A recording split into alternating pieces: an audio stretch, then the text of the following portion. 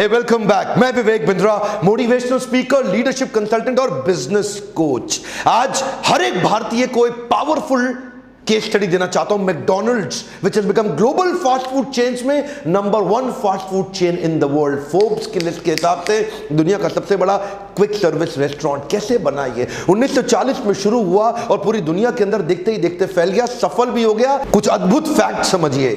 Most visited restaurant in the world 3 minute के अंदर burger बना देता है, मोस्टली 185 सेकंड्स के अंदर। दुनिया भर के अंदर 37,000 आउटलेट्स बना लिए हैं, 115 कंट्रीज के अंदर सर्व कर रहा है। बर्गर किंग आज तक 14,000 पे पहुंचा, ये 37,000 पे है। 68 मिलियन कस्टमर को रोज बर्गर खिला रहा है। 100 बिलियन बर्गर दुनिया में बेच दिए। पिछले साल $24 बिलियन का रेवेन्यू था। 4.25 लाख एम्प्लॉइज। और ये रोनाल्ड मैकडॉनल्ड है ना, ये सेंटा क्लॉज से ज्यादा फेमस हो गया बच्चों के अंदर। बच्चे सेंटा क्लॉज को भूल गए दुनिया भर में, उनको मैकडॉनल्ड याद रह गया है। हर एक भारतीय को ये वाली केस स्टडी पूरी देखनी चाहिए, शुरू से लेकर आखिरी तक 2-3 बार 4 बार देखिएगा। 100 बिलियन बर्गर से ज्यादा बेच चुके हैं। मेरे को समझ में नहीं आ रहा है, ये 7.5 बिलियन की टोटल पॉपुलेशन, ये 100 बिलियन से ज्यादा बर्गर बेच गए। इतनी स्पीड ये कैसे किया? बहुत सारे पॉइंट शेयर कर सकता हूं, लेकिन क्योंकि वीडियो लंबा हो जाता है तो आज मैं आपको 7 स्ट्रैटेजी शेयर करूंगा। और आज की पहली स्ट्रैटेजी है power of systems and repeatability. एक बात को समझिए, कंपनी के मालिक रे क्रॉक ने अपने शुरुआती दिनों में ही 1940 में ये पहचान लिया था कि मुझको स्पीड चाहिए, लेकिन स्पीड तब तक नहीं आएगी जब तक रिपीटेबिलिटी नहीं आती। ये रिपीटेबिलिटी क्या है? देखिए, किसी भी बिजनेस को बड़ा करने का पहला रूल क्या है? स्केलेबिलिटी। रिपीटेबिलिटी के बिना नहीं आती। इसमें बड़ी ताकत है, इसमें बड़ी पावर है। एक बड़ा इंटेलिजेंट शेफ की जरूरत नहीं है, एक बड़ा जूनियर एम्प्लॉय भी उसी बर्गर के प्रोसेस को रिपीटेबल तरीके से सेम कंसिस्टेंट टेस्ट से आपको बना के खिला सकता है। अगर डुप्लीकेबिलिटी और रिपीटेबिलिटी आपके सिस्टम में आ जाती है तो आपका बिजनेस बड़ा करना तुरंत आसान हो जाता है।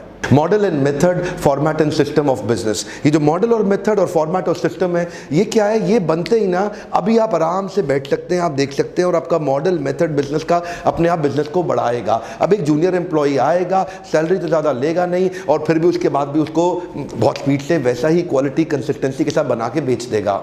ध्यान रहे, पहले ही पॉइंट में आपको फिर बता देता हूं हमारे लीडरशिप फनल प्रोग्राम के बारे में। जो लोग नहीं जानते, जो नए आए हैं हमारे इस चैनल पे, वो लोग जान जाएंगे कि हम लोग अपने लीडरशिप फनल के अंदर बिजनेस फॉर्मेट और बिजनेस के फ्रेमवर्क्स देते हैं। यूट्यूब पे मैं आपको नॉलेज दे देता हूं, यूट्यूब पे आपको वीडियोस दे देता हूं। तो नॉलेज और वीडियो से कुछ तो काम चल सकता है, लेकिन जो इंप्लीमेंट करना चाहते हैं, जो लोग सीरियस एंटरप्रेन्योर हैं, वो बिजनेस के फॉर्मेट और फ्रेमवर्क सीखने के लिए, समझने के लिए इस 6 महीने के प्रोग्राम में हमारे पास आते हैं। रे क्रॉक शुरू में ही पहचान गए थे कि प्रोडक्ट जो है ना, वो मेरा प्रोडक्ट नहीं है, इधर मेरा बिजनेस का फॉर्मेट मेरा प्रोडक्ट है।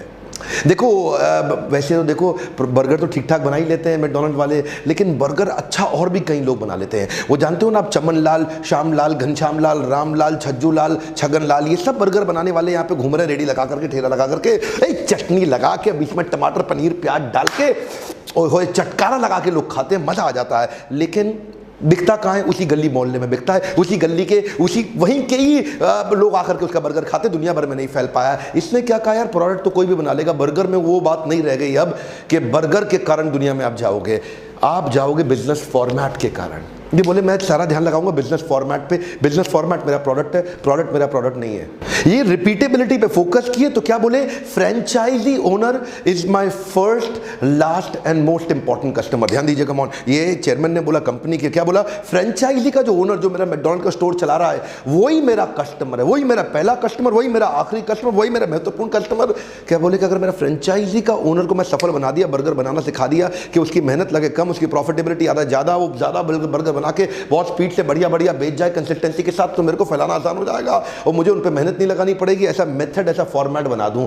ध्यान दीजिए, इनको पता था बर्गर तो सारे ही बना लेते हैं, बर्गर में तो मैं कुछ नया ला ही नहीं सकता, बर्गर तो हर कोई बना लेगा। मेरे बिजनेस के फॉर्मेट से मेरा बिजनेस बड़ा हुआ। इसका फायदा क्या हुआ? नंबर ऑफ रेस्टोरेंट ग्लोबली इनके बढ़ गए, ग्लोबल प्रॉफिटेबिलिटी और ग्रोथ ऑफ सेल्स दोनों बढ़ गई, ऑपरेशनल एक्सीलेंस क्रिएट हो गया, प्रोडक्ट का स्टैंडर्डाइजेशन हो गया और लोअर ऑपरेटिंग कॉस्ट रह गई। दूसरा मेरा पॉइंट है स्ट्रैटेजिक वैल्यूज, QSCNV।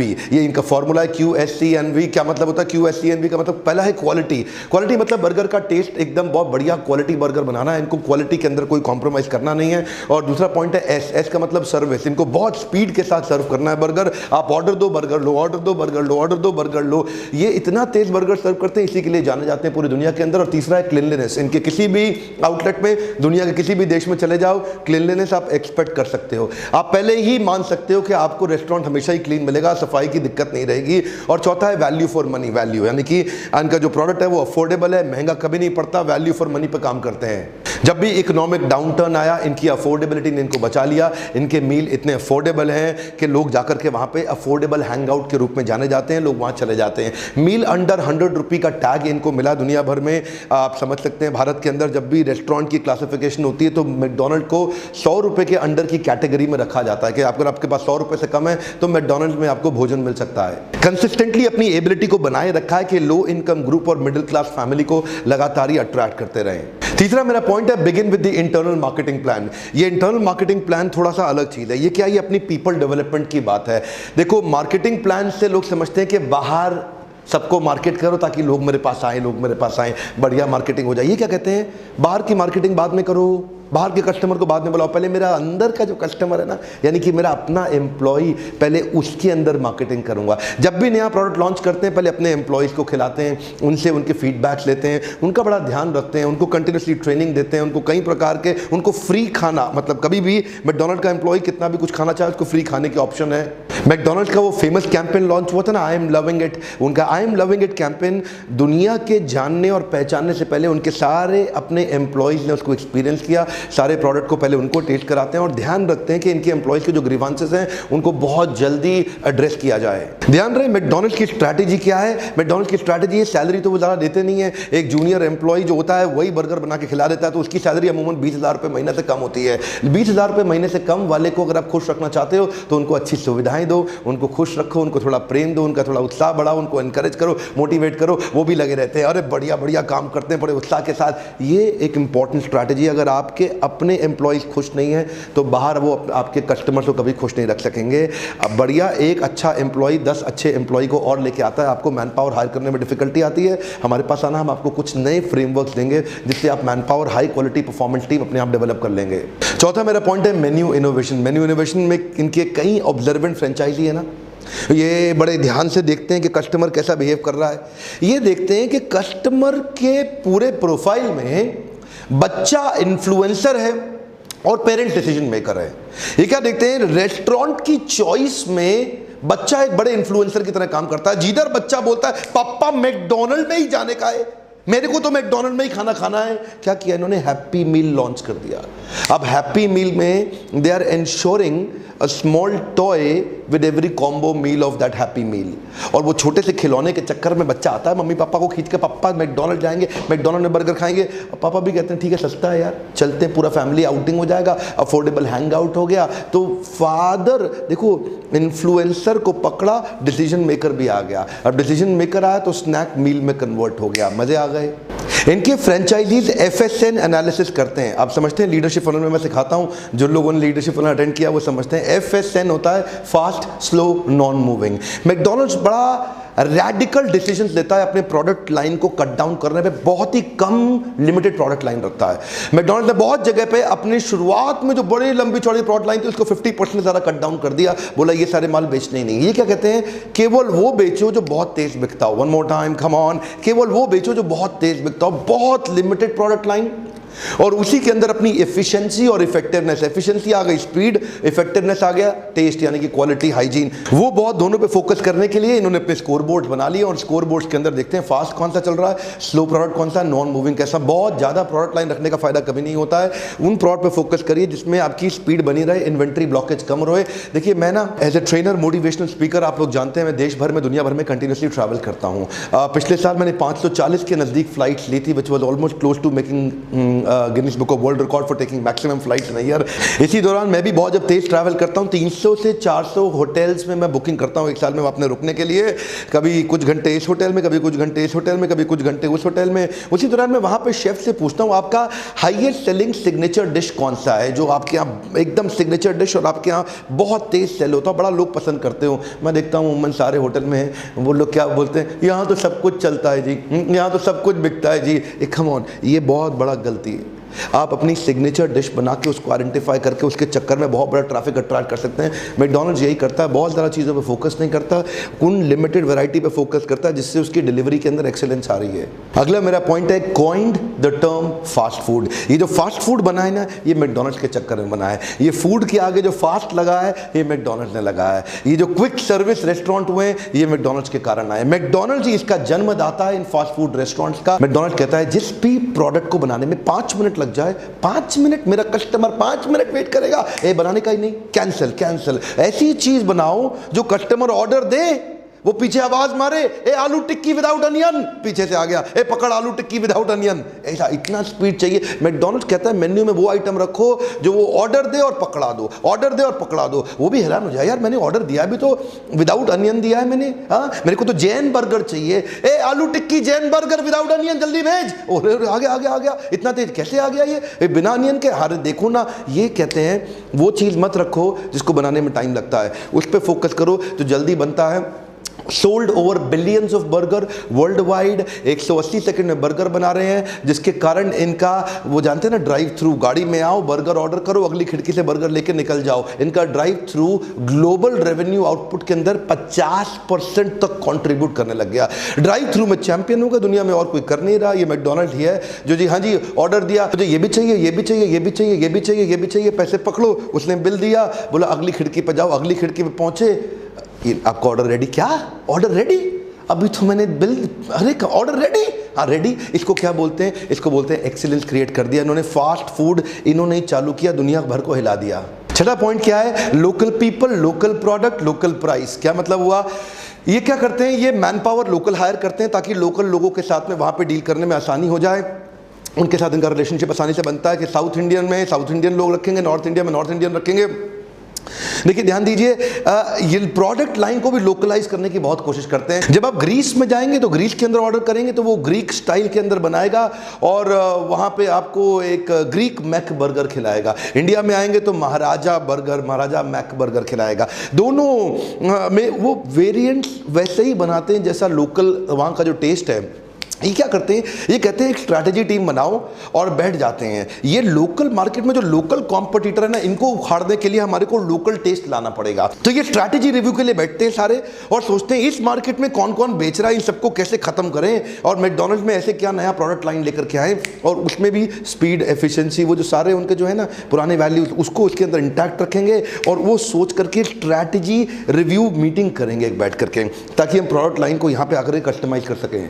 इसको बोलते हैं लोकल रिस्पॉन्सिवनेस और ग्लोबल इंटीग्रेशन। जो पीछे के प्रोसेस हैं वो सारे ग्लोबल हैं और जो प्रोडक्ट है वो लोकल है। ध्यान दीजिए, जो स्टैंडर्डाइजेशन प्रोसेस है वो ग्लोबल है और जो प्रोडक्ट है वो लोकल है। अब इसे क्या बोलते हैं ये लोग? उसको बोलते हैं रीजनल स्ट्रैटेजी। ये हर जगह अब रीजनल स्ट्रैटेजी पे फोकस करते हैं। खास तौर में इन्होंने शुरू में ही चेक कर लिया था, जब ये अपने शुरुआती दिनों में यूएस को छोड़ के एशियन कंट्रीज में आने शुरू किया तो इनको अमेरिकन प्रोडक्ट वहीं छोड़ने पड़े। यहाँ पे आकर के एशिया में, चाइना में, जापान में, कोरिया में अमेरिकन प्रोडक्ट नहीं चलेगा। वहाँ पे उनको सी फूड और उन्हीं के हिसाब करके बर्गर में थोड़े चेंजेस लाने पड़ेंगे। अब वेजिटेरियन बर्गर दुनिया में थोड़ी कहीं मिलता है, मैकडॉनल्ड वेजिटेरियन बर्गर इंडिया में ही खिलाता है। अगला मेरा पॉइंट है, invite in with low ticket price and cross sell for high ticket size.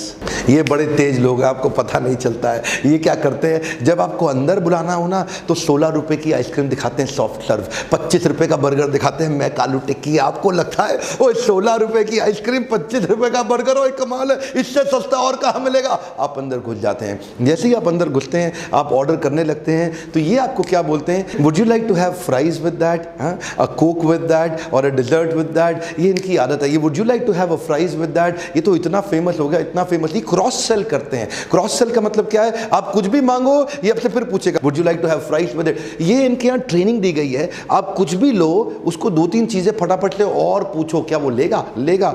और चांसेस हैं कि 1/3 ऑडियंस ले लेती है, और क्योंकि 1/3 ऑडियंस ले लेती है तो उनका 1/3 रेवेन्यू बढ़ जाता है।